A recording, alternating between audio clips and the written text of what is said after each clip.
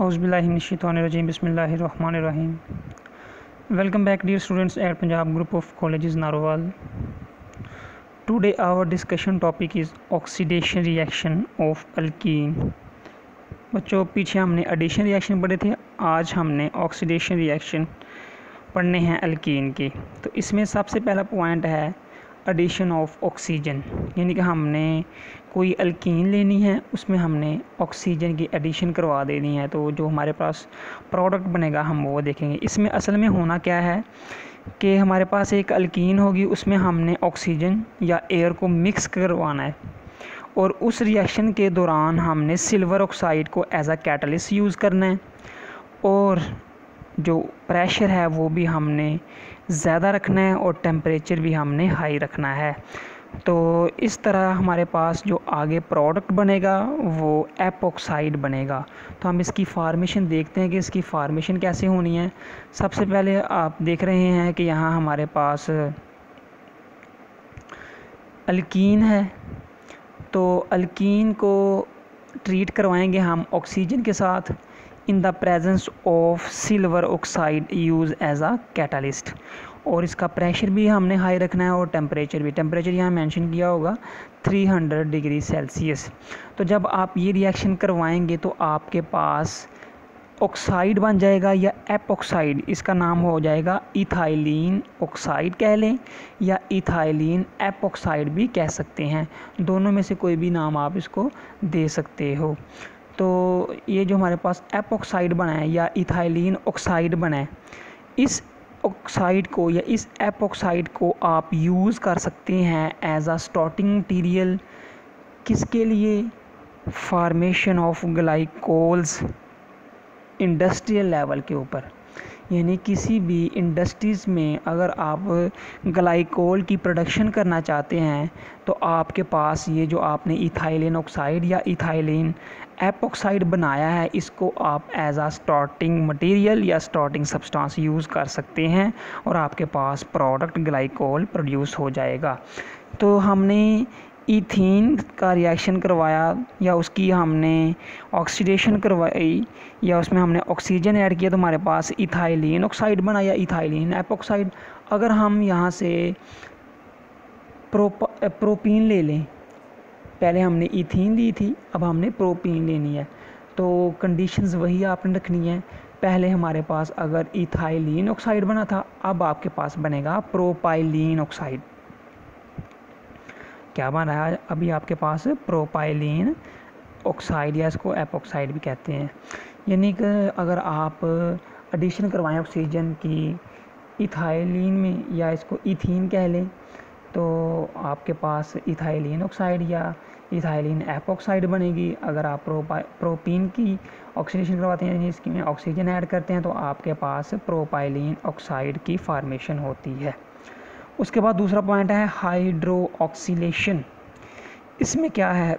यहाँ से short question पूछा जाता है या एमसीक्यूज़, ज़्यादातर एमसीक्यूज़ पूछा जाता है कि what is the buyers reagent या बायर रिएजेंट्स, यानी कि एमसीक्यूज़ पूछा जाएगा। नीचे चार फार्मूलाज दिए होंगे, आपसे कहा जाएगा which one of the following is a Baeyer's reagent.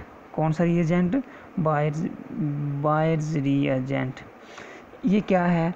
ये बच्चों अल्कलाइन KMnO4 के सॉल्यूशन को बायर्स रिएजेंट कहते हैं। अब KMnO4 क्या है? Potassium permanganate. तो इसको अगर ये अल्कलाइन नेचर है इसकी, तो इसको आप कौन सा रिएजेंट कहेंगे? Baeyer's reagent. और ये क्या कहलाएगा फिर? Baeyer reagent. और इसके दौरान हम क्या करेंगे? हाइड्रोक्सिलेशन में क्या करेंगे कि अल्कीन का रिएक्शन हमने करवाना है किसी माइल्ड ऑक्सीडाइजिंग रिएजेंट के साथ। जिस तरह हमारे पास बायर रिएजेंट है जिसको आपने KMnO4 का नाम दिया, ये एक माइल्ड रिएजेंट है या माइल्ड ऑक्सीडाइजिंग रिएजेंट है। तो इसमें जो माइल्ड है इसका मतलब क्या है कि इसका वैसे मतलब लफ्ज़ी मतलब देखा जाए तो वो है मोतदिल। इसका मतलब क्या है? लाइट या हल्का, या जिसकी जो ऑक्सीडाइजिंग जो पावर है बहुत कम हो या ज़्यादा ना हो, तो इसको आप क्या कहते हैं? Mild oxidising reagent. जब आप इसको यूज़ करेंगे तो रिएक्शन के दौरान आपने टेम्परेचर भी लो रखना है, तो फिर आपके पास जो रिज़ल्टिंग प्रोडक्ट आएगा वो आ जाएगा इथाइलिन ग्लाइकोल या डाईहाइड्रोऑक्सी कंपाउंड आएगा। तो इसको आप किसका नाम दोगे, विसनल ग्लाइकोल का। तो हम इसकी फार्मेशन देखते हैं कि ये बनता कैसे है। तो हाइड्रोक्सिलेशन में सबसे पहले आपके पास ये अल्कीन है, अल्कीन में आपने बाय रिएजेंट ऐड किया KMnO4 और वाटर की मौजूदगी में आपने रिएक्शन करवाया। अब आप लोगों को ये भी पता है कि वाटर के एक मालिक्यूल में एक OH होता है, तो दो में कितने होंगे, 2 OH। तो क्या होगा कि ये जो OH है वो इस रबर बॉन्ड के साथ अटैच हो जाएंगे। तो आप देख रहे हैं जो प्रोडक्ट है उसमें CH2 सिंगल बॉन्ड CH2 है और साथ 2 हाइड्रोक्सिल ग्रुप लगे हुए हैं। यहाँ बच्चों 3 भी है क्योंकि हमने इक्वेशन को बैलेंस भी करना है, तो यहाँ 3 इसके पहले लिख लेंगे। उसके बाद प्लस ये जो KMnO4 है, इसमें जो K है इसके ऊपर पॉजिटिव चार्ज है पोटाशियम और MnO4 के ऊपर नेगेटिव चार्ज है। अब जो वाटर था उसमें OH भी बचा था और H भी था।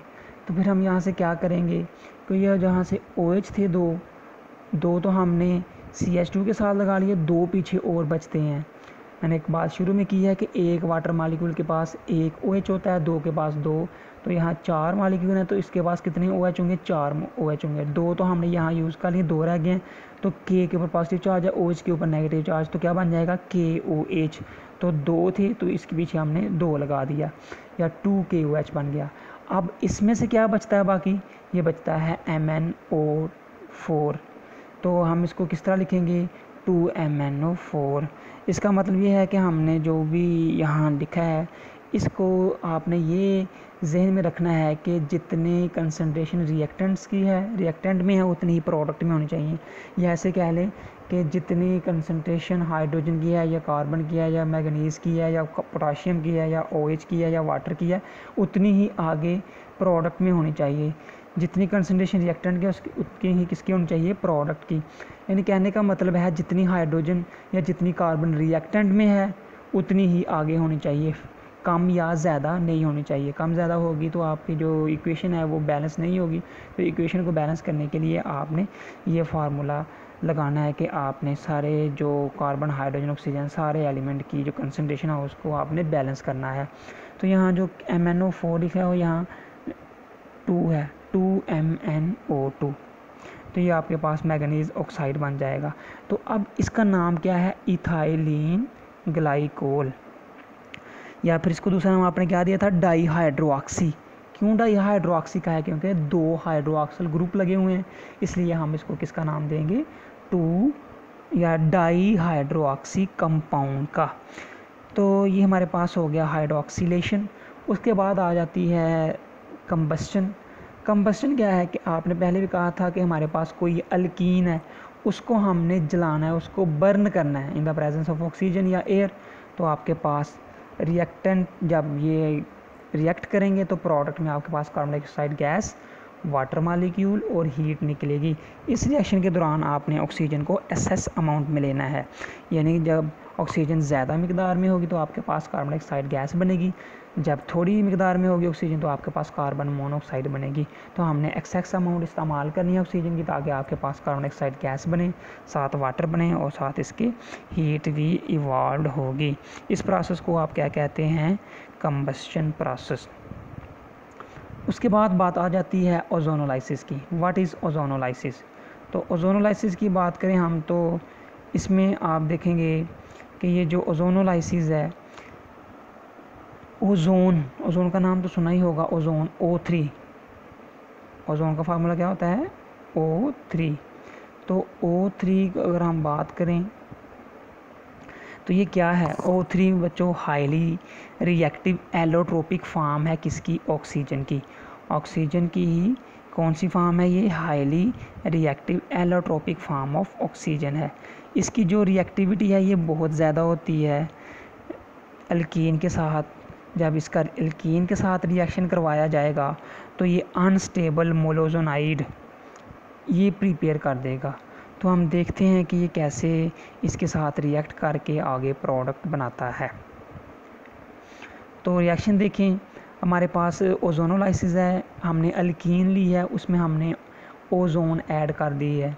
जब ओजोन ऐड करेंगे तो आपके पास एक अनस्टेबल मालिक्यूल बन जाएगा, that is known as molozonide unstable molecule. तो ये आप देख रहे हैं, इस अल्कीन के साथ आपने 3 ऑक्सीजन को एडजस्ट करना है, 3 ऑक्सीजन को आपने सिंगली बॉन्ड के साथ अटैच करना है ताकि जो कार्बन है उसकी भी जो टेट्रा वैलेंसी है वो फुली सेटिस्फाई हो जाए। अब उसी अनस्टेबल मलोजोनाइड को आपने मज़ीद रिएक्शन करवाना है। अब इतना रिएक्शन जब आप करवा लेंगे ना, हमने जब शुरू में O3 के साथ इसका रिएक्शन करवाया तो आपके पास मलोजोनाइड अनस्टेबल कंपाउंड बना है।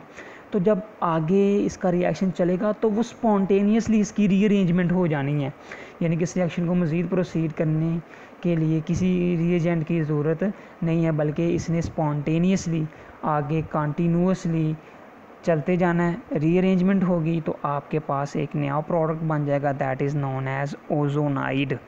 यानी कि पहले आपके पास जो मलोजोनाइड अनस्टेबल बना था उसकी आगे मज़ीद रीअरेंजमेंट हुई है, तो इससे आपके पास क्या बना है, ओजोनाइड। अब ये जो आपके पास प्रोडक्ट बन रहे हैं ये अनस्टेबल हैं, और जब ये अनस्टेबल रहेंगे तो इसने रिड्यूस होना है।